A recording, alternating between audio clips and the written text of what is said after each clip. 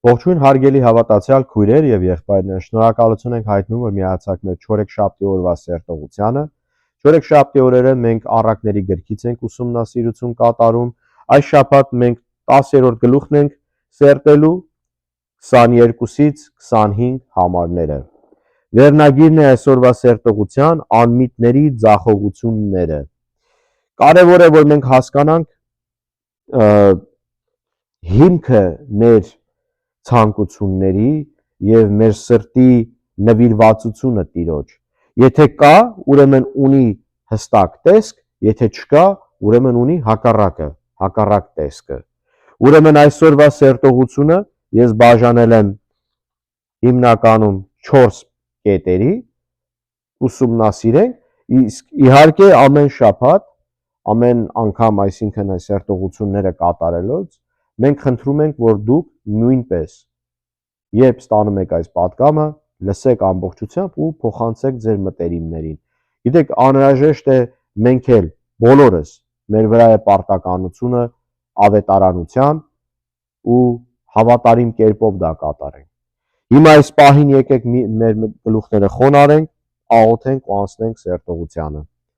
Տեր Հիսուս, եւս շնորհակալ ենք, որ մի օր էլ մեզ հատկացրեցիր, մի հնարավորություն էլ տվեցիր սերտողության աշխատանքների համար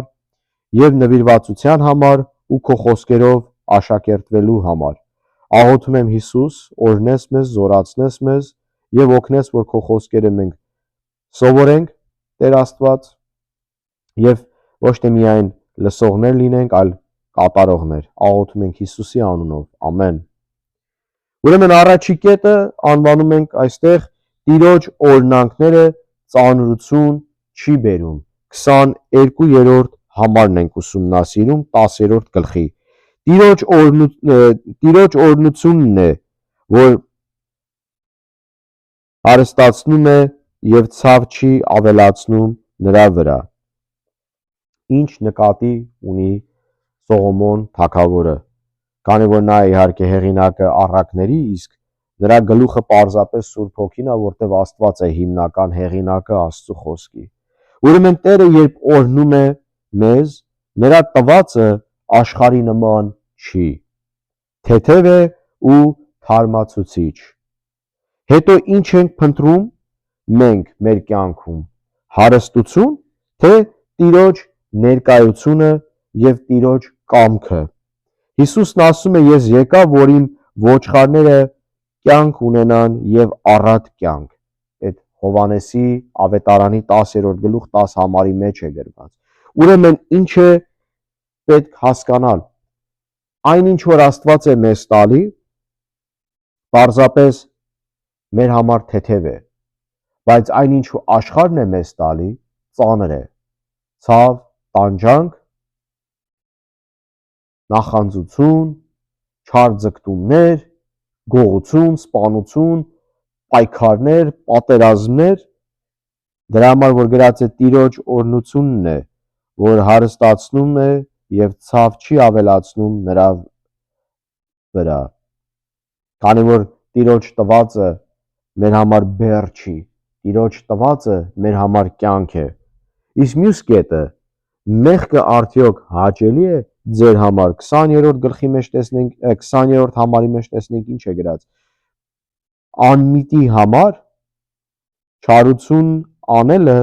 զվարճանք է, իսկ իմաստությունը հանճարեղ մարդունն է։ Արդարը անարդարից պարզապես սրանով է տարբերում։ Եթե Աստծունն ես, Տիրոջ գործերն ու խոսքերն ես կատարում եւ ձգում են քեզ, իսկ անարդարի համար մեղքն է ձգում։ Կա հաստատ տարբերություն, որովհետև արդարի մեջ Սուրբ Հոգին է, իսկ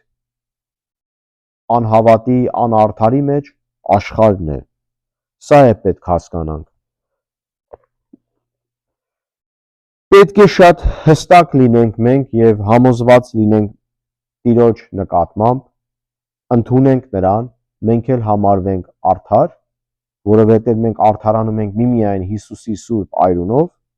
եւ դրանով էլ մենք մեր կյանքն ենք ապրում։ Մյուս կետը արդարի փափակը Աստծու կամքն է։ 24-րդ համարի մեջ գրած է ինչից վախենում է անիրավը,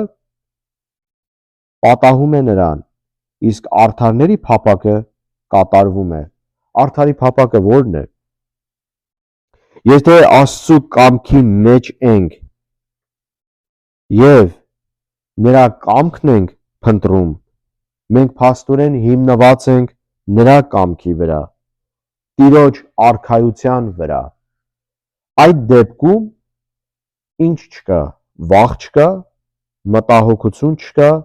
եւ լարվածություն չկա ու բախումներ պարզապես չկա։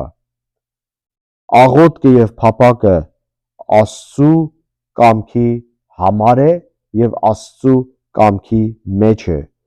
Որն է մեզ այդ օրինակը։ Եղիան աղոթեց ու անձրև չեկավ 3.5 տարի։ Ինչու՞, որ ժողովուրդը ապաշխարության գա, նորից վերադառնա Հայր Աստծուն։ Եվ ինչ կատարվեց, երբ Եղիան նորից աղոթեց, անձրևն եկավ, որտեղ արդեն հասունացել էր եւ ապաշխարության ժամանակը եկել էր ժողովրդի համար։ Ուրեմն հարց եմ ես տալի ձեզ եւ ինձ, եւ բոլորիս իհարկե, մենք արդյոք աղոթում ենք Աստծու կամքի համար։ Մենք արդյոք աղոթում ենք Աստծու կամքի մեջ լինելով, քանի որ արդարի փափակը պետքա լինի Տիրոջ փափակը։ Եթե մենք Տիրոջ կամքի եւ ցանկության մեջ չենք, բա ում կամքի եւ ում ցանկության մեջ ենք։ Սա է կարևոր մեր համար։ Իսկ վերջի կետը Հիսուսն է մեր անկյունակարը 25-րդ համարի մեջ գրած է. երբ փոթորիկն անցնում է, անիրավը չքանում է, բայց արդարը հավիտենական հիմք ունի։ Եթե կհիշեք ավետարանների մեջ Հիսուսն ասում է մարդ պետք է իր տունը ժայռի վրա կառուցի, ոչ թե ավազի վրա։ Ուրեմն նաև մենք գիտենք առաքյալը, որ մեզ սովորեցնում է, որ Հիսուս անկյունակարն է։ Փոթորիկը կյանքի փորձություններն են եւ ամեն մարդ չի, որ հավատին նվիրված է մնալու։ Այսինքն ոմանք այս փոթորիկների պատճառով հավատքից հեռանում են, բայց նա ով Հիսուսի վրա է հաստատված կմնա կայուն ու փոթորիկները նրան չի շեղի ու հավատքից նա չի ընկնի, հավատքը նա չի ուրանա։ Ուրեմն հարգելիներս, իմաստուն մարդը ով է։ Արդարը։ Իմաստուն մարդը ինչ ձգտումներ ունի։ Միմիայն Աստծու ձգտումները։ Արդար մարդը, երբ որ փոթորիկը գա, ինչ կանի։ Կմաշվի կգնա, թե կմնա Տիրոջ կամքին ավելի զորացած, որտեղ մեր սրբության ընթացքը կատարելով մենք ավելի եւ ավելի կզորանանք Աստծով ու պետք է որ մենք հասկանանք, թե Տերը մեզ ինչ է ասում այս փոթորիկների ժամանակներում։ Բոլորիս համար դժվար է, բոլորիս համար անհասկանալի է երբեմն, բայց պետք է մենք հավատք ունենանք ու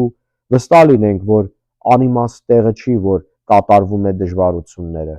Աստված թույլ է տալի, որ այդ դժվարությունների եւ փորձությունների միջոցով մեր հավատքը զորանա։ Դա է հիմնական պատճառը։ Ու ուղղակի պետք է Տիրոջը խնդրել, որ այս դժվարությունների ժամանակ մենք գոնե հասկացող լինենք եւ հասկանանք պատճառը փորձությունների։ Ուրեմն հույսով եմ, որ այս չորեքշաբթի օրվա պատգամը ձեր համար օրհնանք էր։ Եղեք Աստծու կամքի եւ զորության մեջ։ Ամեն։